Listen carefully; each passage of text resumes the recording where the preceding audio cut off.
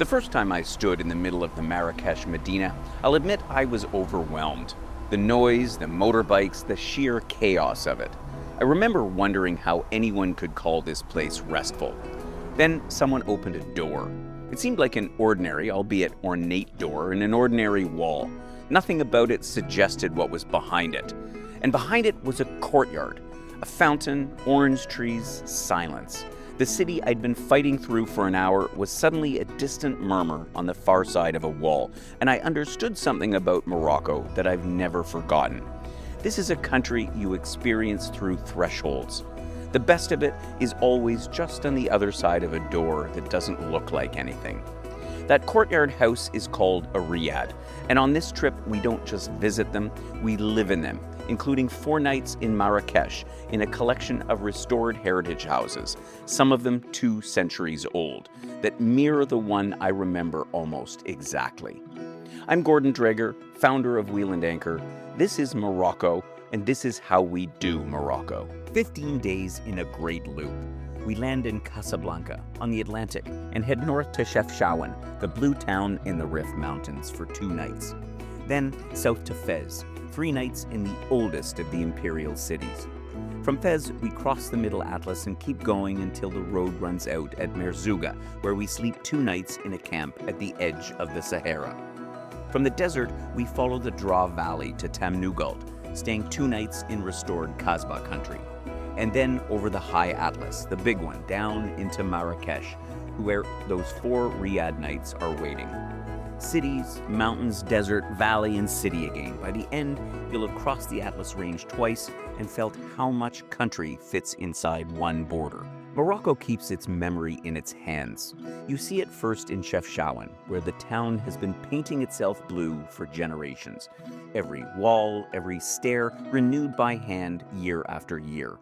A riad there sits in the heart of it, with a rooftop terrace that looks out over the whole Medina and the Rif behind it. Breakfast up there takes a while, and it should. But Fez is where the idea comes into full focus. This has been the cultural capital of the country since the 14th century. The first book in Africa was printed here, and its defining art is the zalige, the geometric mosaic of hand-cut ceramic tiles you'll find on fountains and doorways from here all the way to the Alhambra. The patterns are mathematics you can touch, and the men who cut the tiles today learned from men who learned from men in an unbroken line running back centuries. We'll walk the Medina with a guide visiting the souks, a madrasa, and of course the Chouara tannery, where leather is still cured in open stone vats the way it was 500 years ago. It's pungent, but that's not a flaw. It's the smell of something real still being made. Then we'll sit down for a ceramics class and learn the basics of zalige ourselves. Fair warning, what takes a master seconds will take us considerably longer, but that's kind of the point. Getting to the Sahara takes most of the day. The road isn't fast, and I wouldn't want it to be, because what it does is let you feel the country change, hour by hour. Cedar forest gives way to high plateau. We'll stop to meet a shepherd working one of the seasonal routes that nomadic herders have used for centuries. Further on, the Ziz Valley opens below the road, a river of date palms, kilometers of green running through country that is otherwise bare stone. It's one of the great sights in Morocco, and most tourists drive right past it. Then the dunes of Erg Shabi come out on the horizon, and the road runs out. Here's what makes this trip different. We don't visit the desert, we stay in it. 2 nights in a camp set at the edge of the dunes. But the second night is what matters. With 1 night, the desert is a photo stop, but with 2, it becomes a place. There's time to ride camels into the interior, where the dunes rise around you and the silence is total. Time for a Berber cooking class, and an evening in the village of Kamila, listening to Gnawa music, a tradition carried by descendants of West African families who settled here generations ago. And then there's the sky. Now, plenty of us know a good night sky. If you've stood outside on a clear winter night in rural Canada, you've seen the stars do their work. But there's something about this one. The dry Saharan air, no glow on any horizon, and a warm dune at your back instead of -30. Same stars, but a way better seat.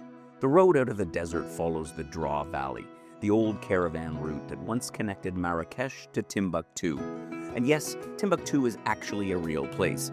It's a city in Mali, and from where we'll be standing, the old caravans reckoned it at 52 days by camel. But we'll be taking the valley at a rather gentler pace with a more comfortable ride and stopping well short of there. Palm groves, dry riverbeds, villages built of packed earth, country that has worked the same way for a very long time. At Tamnugalt, we stay 2 nights in an eco lodge beside one of the oldest kasbahs in the valley, and we'll have a private tour of the kasbah itself, the fortified seat of the Qaid, who once governed the whole region. Its mud brick towers are partly ruined now, but you can still read the power in the outline. Having it to ourselves with someone who knows the story is not the standard tourist experience. It's the kind of access a small group can get, and a coach of 50 simply can't. The rest of our time in the valley belongs to its people. A weaving session with the women of the village, lunch in a family home, and in the evening, a folklore performance in the Kasbah courtyard. Music, dance, call and response, where as guests, we aren't just permitted to join in, we're expected to. It's not a show staged for tourists, it's a party we've been invited to. We cross the High Atlas by the Tizi and Tishka Pass, stopping at Ait Ben Hadou, the fortified village you've seen in a dozen films without knowing its name. And from there we come down into Marrakesh. Now I've walked this city, and here's my honest advice. Marrakesh rewards a base. The Medina, the Ben Youssef Madrasa, the Majrouel Garden in its impossible cobalt blue, and the square that reinvents itself every evening. It's a lot, and it's wonderful, but after a few hours of it, you'll want that door in the wall, which is exactly what we have. 4 nights in restored heritage riads deep in the Medina, courtyard houses where the loudest thing at night is the fountain. Guided mornings, open afternoons, and always the walk home through the noise to the plain door into the quiet. There's an optional sunrise balloon flight over the plain for the early risers, and on our last evening, a farewell dinner to trade stories from a country that will have given us plenty. 15 days, 1 loop, and a small group of Canadians traveling the way we always do. Slowly, enough to be somewhere with time to talk it all over at the end of the day. Morocco opens its doors to people who take the time. Come through one with us.